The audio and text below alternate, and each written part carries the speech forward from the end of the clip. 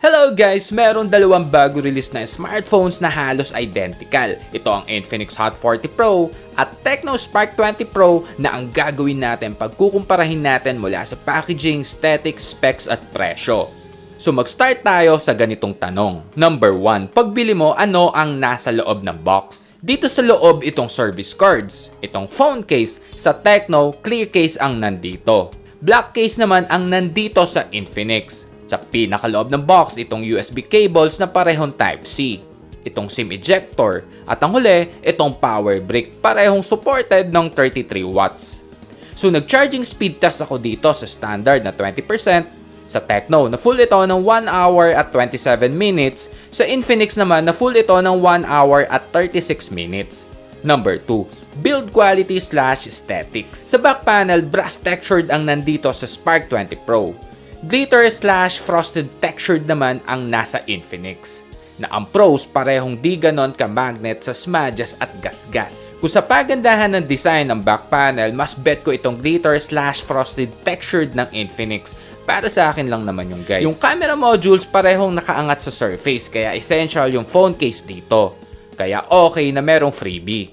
Sa sobrang identical ng dalawa, pwede mo ngang ilagay yung case ng Infinix dito sa Tecno. Sa design ng camera, parehong parang masyadong pinalaking iPhone. Ang Pro version ng Spark 20 at Hot 40 ay parehong 108 megapixel sa 1440p sa main camera. Yung ibang lens, yung AI at AUX, para sa akin ay decoration lang yan. Sa LED flash, mas malakas ang Infinix dahil sa quad LEDs. Malaking bagay yan for emergency pag walang ilaw. Balik tayo sa detail ng camera. Ano ang features or categories?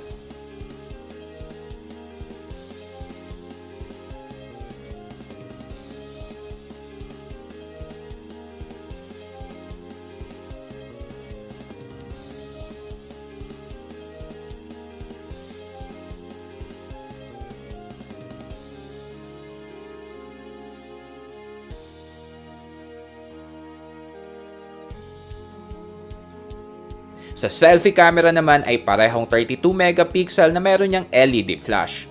Ito ang sample ng front camera. Ito naman ang shot sa rear camera. So meron tayo dito sa indoor, outdoor at low light.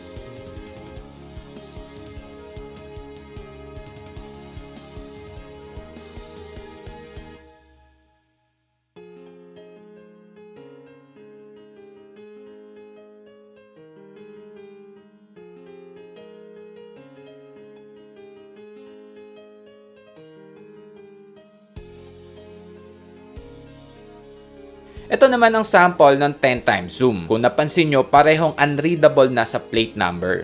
Sa video settings, ang meron dito ay 720, 1080 at 2K resolution na meron lang 30 fps. Sa 1080p, ito lang yung meron 60 fps. Nag-test din ako ng video stabilization. Ang cons sa Tecno, di ko maramdaman yung stabilization, maalog.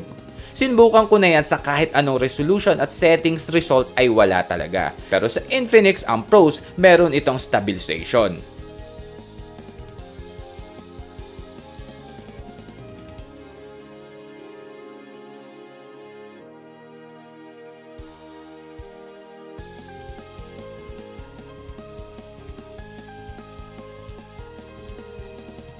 Frame parehong glossy na flat edge, kaya kapitin ito sa mga smudges. Sa right side, itong volume rocker, katabi nun yung power button / on-off switch, ito rin yung fingerprint scanner. Across the screen ay yung para sa SIM tray. Ito ay parehong triple card slot. Sa ilalim naman itong speaker grill, charging port, primary mic at itong 3.5 jack. Sa taas naman itong secondary speaker, dahil itong Hot 40 Pro at Spark 20 Pro ay parehong dual speakers. Ito ang sample ng tunog ng speakers.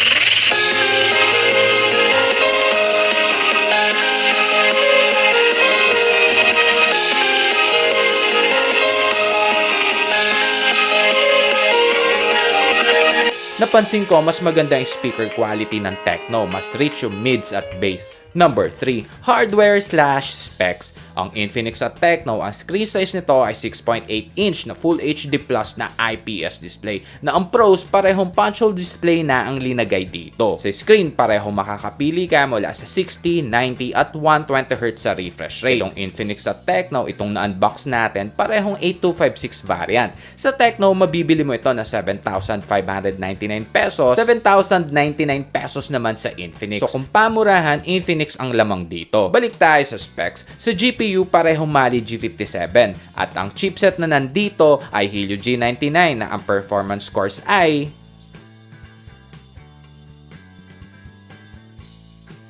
Next challenge naman natin yung dalawa alin mas mabilis mag-power on. Ang ginawa ko dito, pareho kong sinelect yung 120Hz para even. Alin mas mabilis mag-open ng apps.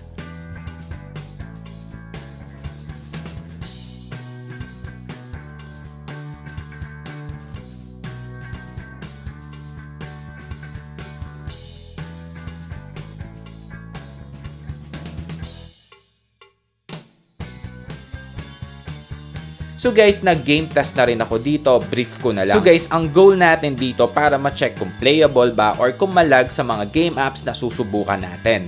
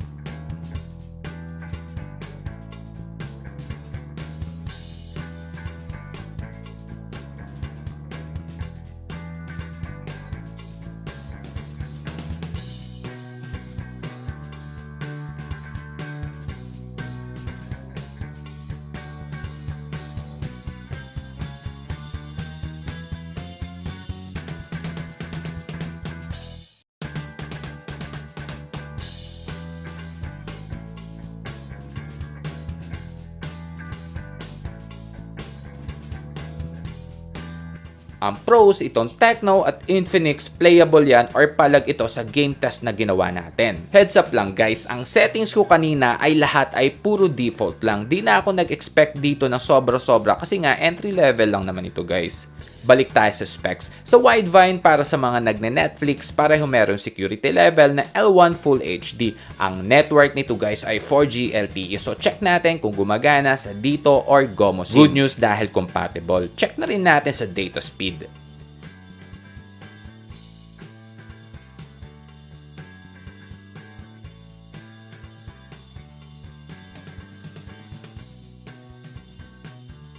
Parehong Android 13. Version 13.5 sa user interface. Parehong supported ng OTG, supported din ng NFC. Sa Infinix, not supported ng 5 GHz ng Wi-Fi, pero sa Tecno ay supported. Number 4. So guys, dito na tayo sa last part. Ito ang conclusion. So ito ang checklist ko. Sa camera, lamang dito ang Infinix. Mas sharp yung picture, mapa indoor, outdoor, at low light. Lamang din ang Infinix sa video stabilization. Number 2, chipset, lamang ng onte ang Infinix via Antutu score. Number 3, battery, parehong 5,000 mAh kaya even. Number 4, memory at storage, even din tayo dito, parehong DDR4 at UFS.